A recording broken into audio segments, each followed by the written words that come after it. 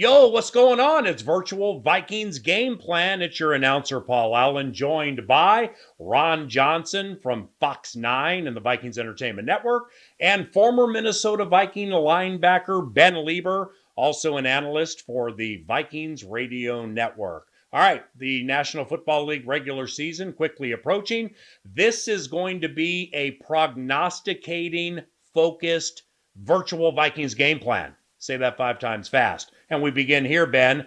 Predict the Vikings record for 2020 and why. Okay, surprise, surprise. I'm going to be very bullish on this show about the Vikings. I'm going 11-5. I have them going 5-1 in the division. My prediction is they're 4-2 going into the bye week. And get this, 5-1 coming out of the bye week. So they're going to finish 11-5. Okay, 10-6 last year, 11-5. Ron, how do you see it? I am going to go 10-6. And the reason why I say 10-6, I'm kind of similar with Ben, but those first 5, I actually have them losing 2 in the first 5. And then also have them in the division losing to the Packers twice. And so that's the reason why they end up 10-6. I think they split with the Bears, but they beat the Lions twice. And so I'm going to say 10-6. I think they do get a wild card spot. And, that's where I have them sitting. A lot of great games, Ben Leber. What's the most intriguing?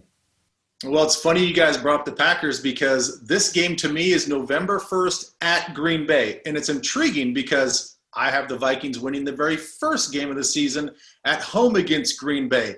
Now, here's the deal. We're coming out of our bye for that game. And we sort of struggle coming out of bye weeks. So that's intriguing to me. Now, conversely, you look at Green Bay's schedule, they're on the road the previous 2 weeks before they play the Vikings. And it's no easy games. They're at Tampa Bay. They're at Houston, who the Vikings will have already played. Then they play us.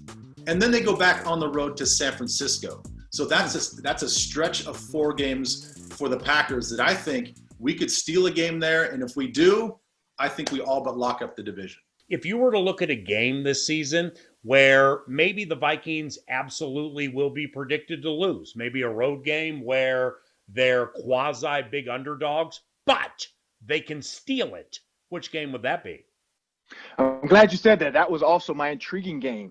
December 25th against the Saints.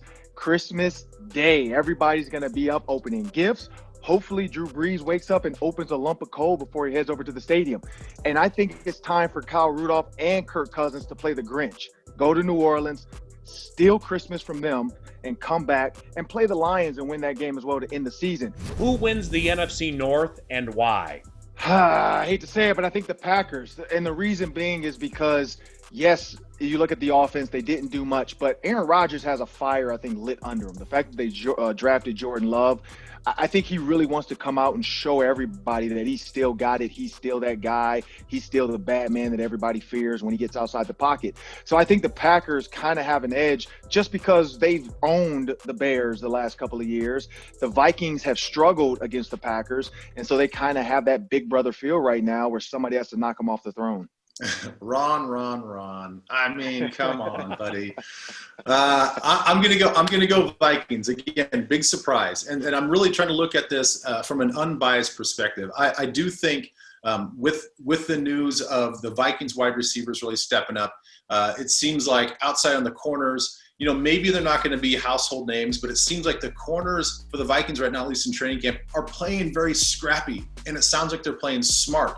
It's the intelligence factor that I really think that affected the Vikings defense last year. How many times did we see Xavier Rhodes just sort of being out of position, has his hands up in the air, not really quite sure what the defense was, not really sure what they were doing. I think if you can get these young players to play edgy and hungry and smart, I think that they're going to win this division. I said it earlier in the show. I think they go 5-1. I think that Monday Night Football game in Chicago, with Chicago facing a bye week the next week, I think they're going to be highly motivated. And we know it's a really tough place to play for the Vikings. I think the Vikings do drop that game in Chicago, but I think they win every other game after that. All right, boys, 15 seconds each to close this prognosticating segment. Ben, you first. Who wins the Super Bowl and why? Well, I've been all purple colored glasses this whole show, but I do not have the Vikings in the Super Bowl for this year. I'm looking at the Atlanta Falcons and I'm looking at the Baltimore Ravens.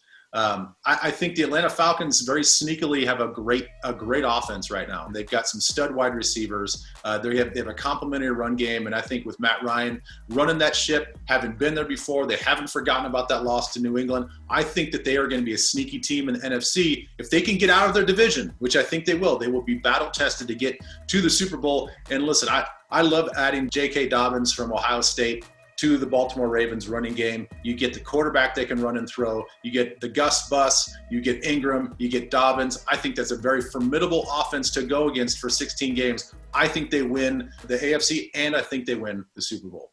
RJ, give it to me.